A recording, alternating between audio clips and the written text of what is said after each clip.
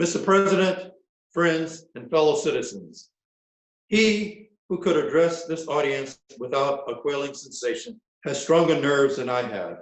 I do not remember ever to have appeared as a speaker before any assembly more strengtheningly, nor with greater distrust of my ability than I do this day.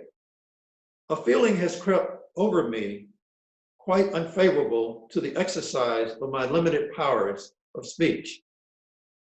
The task before me is one which requires much previous thought and study for its proper performance. I know that apologies of this sort are generally considered flat and unmeaning. I trust, however, that mine will not be considered so.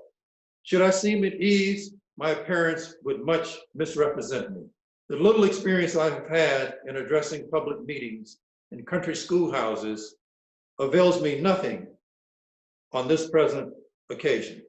The papers and placards say that I am to deliver a 4th of July oration. This certainly sounds large and out of the common way for me. It is true that I've often had the privilege to speak in this beautiful hall and to address many who now honor me with their presence. But neither their familiar faces nor the perfect gauge I think I have of Corinthian Hall seem to free me from embarrassment. The fact is, ladies and gentlemen, the distance between this platform and the slave plantation from which I escaped is considerable, and the difficulties to be overcome in getting from the latter to the former are by no means slight. That I am here today is to me a matter of astonishment as well as of gratitude. You will not therefore be surprised in what I have to say.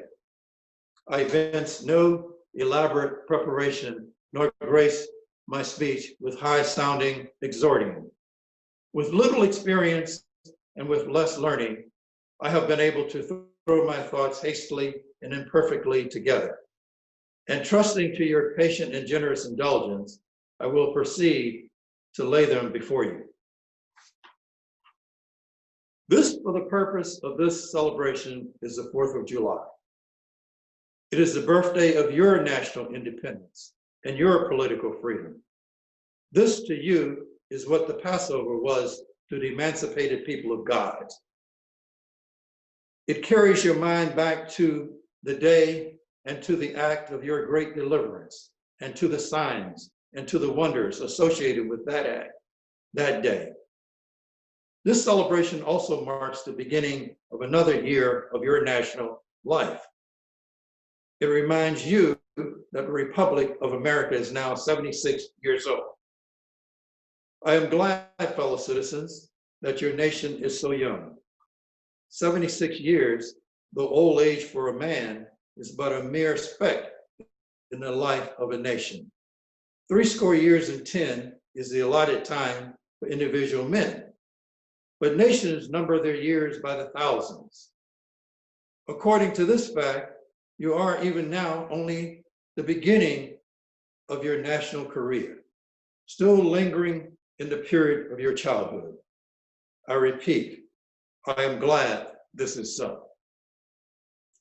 There is hope in the thought, and hope is much needed under the dark clouds which lower above the horizon.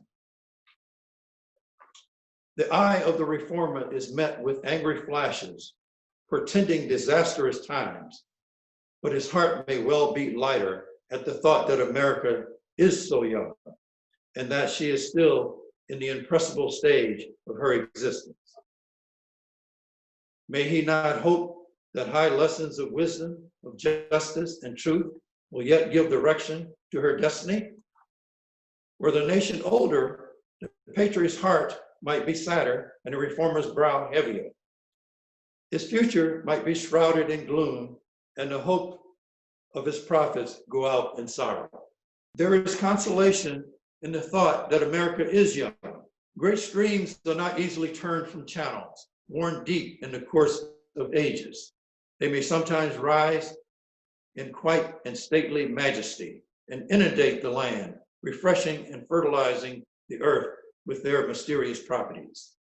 They may also rise in wrath and fury, and bear away on their angry waves the accumulated wealth of years of toil and hardship. They, however, gradually flow back to the same old channel and float on serenely as ever. But while the rivers may not be turned aside, it may dry up and leave nothing but the withered branch and the unsightly rock to howl in the abyss-sweeping wind the sad tale of departed glory. As with rivers, so with nations.